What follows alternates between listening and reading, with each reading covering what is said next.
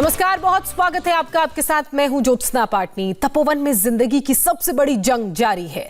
123 घंटे का वक्त गुजर चुका है। एक उम्मीद के साथ लगातार टनल में रेस्क्यू ऑपरेशन चल रहा है, क्योंकि सवाल 35 जिंदगियों का है। और इसी बीच ऑपरेशन में तेजी भी आ गई है। जहां पहले सिर्फ जेसीबी के जरिए टनल से मलबा निकाला जा रहा था, वहां अब डंपर भी जा रहा है, जिसमें भरकर मलबा निकालने का काम और तेज हो गया है। अब तक रेस्क्यू टीम करीब 130 मीटर तक पहुंच चुकी है, लेकिन करीब 50 मीटर की खुदाई का काम अभी भी बाकी है, जहां 35 मजदूर हैं। इस बीच रेस्क्यू ऑपरेशन के छठे दिन लोग अपनों की तलाश में भी जुटे हुए हैं। चमोली में जो राहत कैंप लगाया गया है, वहां लोग उम्मीद के साथ पहुंच रहे हैं। रेस्क्यू टीम टनल में कहां तक जा चुकी है, यह भी समझिए। करीब 180 मीटर की टनल में 128 मीटर की खुदाई अब तक हो चुकी है। हालांकि इसके लिए 120 घंटे से ज्यादा का वक्त जरूर लगा है। कल ऋषि गंगा नदी में जलस्तर बढ़ने की वजह से कुछ देर के लिए इस रेस्क्यू ऑपरेशन को रोका जरूर गया था, लेकिन फिर से न सिर्फ इसे शुरू किया गया, बल्कि इसमें तेजी भी दर्ज की गई। 52 मीटर टनल की खुदाई अब भी बाकी है। एनटीपीसी की टनल पर आज छठा दिन है। राहत और बचाव कार्य की एक बार फिर रणनीति बदली गई है। जो मलबा था अब उसे डंपर के जरिए निकाला जा रहा है। इस तरह के डंपर यहां पहुंचे हुए हैं। आपको बता दें कि मलबे को निकालने के लिए पहले मलबा सेमी लिक्विड फॉर्म में था, जिसके लिए अर्थ मूवर का इस्तेमाल हो रहा था। अब एक जेसीबी को अंदर ले जाया गया है और अब मलबे को इस तरह के डंपर में भरा जाएगा और डंपर एक बार में अंदर से जाकर बाहर आएगा। पहले जिस तरह से अर्थ मूवर मूव होता था, उस स्थिति में परेशानी आती थी कि एक अर्थ मूवर को अंदर जाने और वापस आने में काफी वक्त लगता था। उस वक्त को बचाने के लिए अब बड़े बड़े डंपर अंदर जा रहे हैं। एक डंपर अंदर जाता है, जेसीबी मशीन उसको भरती है, वो डंपर डंपिंग के लिए बाहर आता है और इस दौरान दूसरा डंपर अंदर जाता है। इस तरीके से बड़ी मात्रा में मलबा निकाला जा सकता है और फिलहाल जो मलबा अंदर मौजूद है वो सॉलिड फॉर्म में है, या कहें कि सूखा मलबा है। इसलिए बाहर निकलने वाले मलबे की क्वांटिटी ज्यादा है और उम्मीद की जा रही है कि ये गति और ज्यादा बढ़ेगी। देर रात ये स्ट्रेटेजी में बदलाव किया गया है। 120 मीटर के आसपास कल कहा जा रहा था और रात भर में 8 मीटर मलबा और हटाया गया है। इस तरह से लगभग 128 मीटर के आसपास की ये स्थिति है और यहाँ ये छठा दिन है। वक्त के खिलाफ रेस है। उम्मीद सिर्फ ये की जानी चाहिए कि जो लोग अंदर फंसे हैं वो ऐसे इलाके में हो जहां मलबा ना गया हो और पानी ना भरा हो। अगर मलबा और पानी नहीं है और उनके पास हवा है तो अभी भी उम्मीद बाकी है। लेकिन अगर जो टनल के अंदर पानी रिस रहा है वो लगातार बढ़ता रहा तो अंदर फंसे हुए लोगों के लिए मुश्किल हो सकती है। कैमरामैन विजय ममगई के साथ पवन नारा, इंडिया टीवी।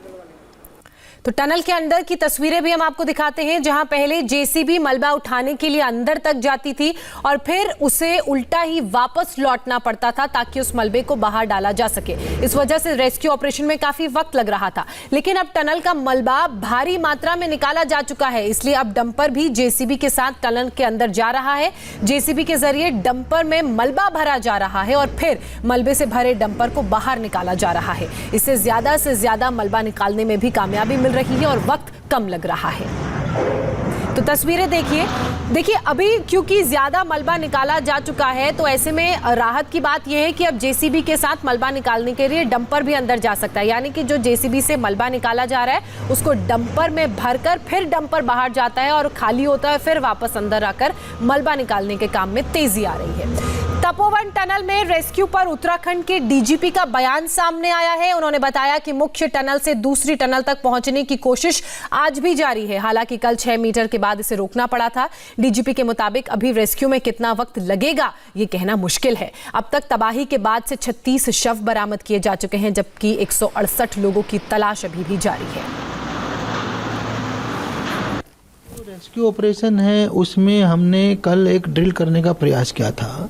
नीचे 12 मीटर नीचे छोटी टनल है जिसमें उनको संभावना लगती कि यहाँ आदमी हो सकते थे, तो वो प्रयास बीच में रोकना पड़ गया था। 6 मीटर के बाद हम नहीं जा पाए थे। आज वहाँ दूसरी मशीन लगा करके उसको दोबारा से ड्रिल करने का प्रयास करेंगे। ड्रिल करके नीचे वाली टनल में जाने का प्रयास करेंगे। दूसरा, ये वाली टनल को खोलने के लिए अब हमने थोड़ा छोटे मशीन आई है जो थोड़ा फास्ट हो गया है, तो उसको खोलने का प्रोसेस भी थोड़ा फास्ट हो गया है बड़ी टनल को। लगता है कि आज कुछ ब्रेक थ्रू मिलेगा वहाँ? देखिए, हम तो उम्मीद ही कर सकते हैं, अंदाजे का तो अब कोई वैल्यू बचा नहीं। शुरू में हमें लग रहा था जल्दी पहुंचेंगे, अब तो यही उम्मीद कर सकते हैं कि अगर कुछ एरिया भी खाली हो तो जो 180 मीटर के बाद जो बैंड है तो हमें कुछ रे ऑफ होप दिखे। जहाँ तक डेड बॉडीज की बात है, 204 टोटल आदमी थे, जिनमें से 36 डेड बॉडीज मिल गई हैं, तो 168 लोग अभी पूरी तरह मिसिंग हैं। 36 में से 10 हमारी आइडेंटिफाई हो गई हैं। जो लोग चिन्हित नहीं हुए हैं उनका 72 घंटे के बाद हम लोग जो है सबको मौका दे करके विधि से पूरी तरह संस्कार कर रहे हैं, किंतु संस्कार से पहले हर बॉडी का डीएनए जरूर प्रिजर्व कर रहे हैं, जिससे भविष्य में मिलान हो सके। टनल में रेस्क्यू के लिए करीब 900 लोगों की टीम लगी हुई है। आर्मी से लेकर एसडीआरएफ और एनडीआरएफ तक लगातार 35 जिंदगियों के लिए जद्दोजहद कर रहे हैं। इस पूरे मामले पर लेटेस्ट अपडेट क्या है, सुनिए।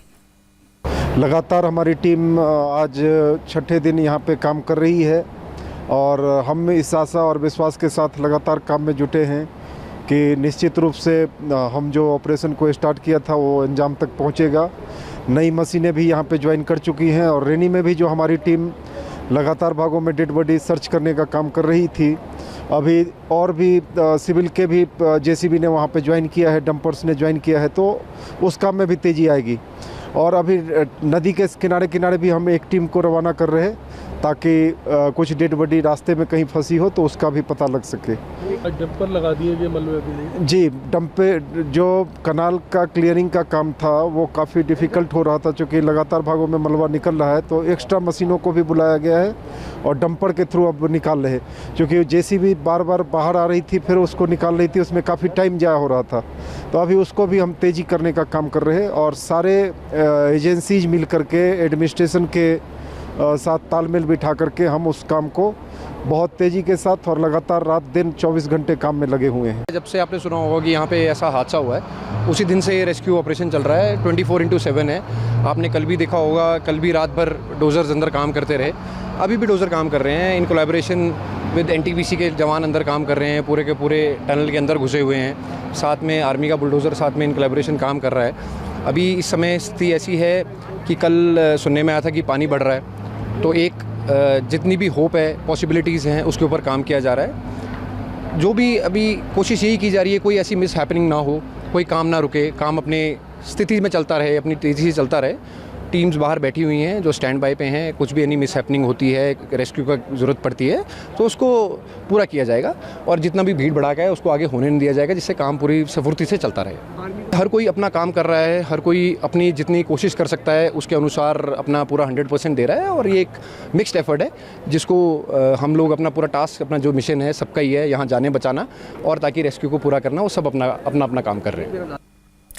तो रेस्क्यू ऑपरेशन में जुटी टीम्स के प्रतिनिधियों को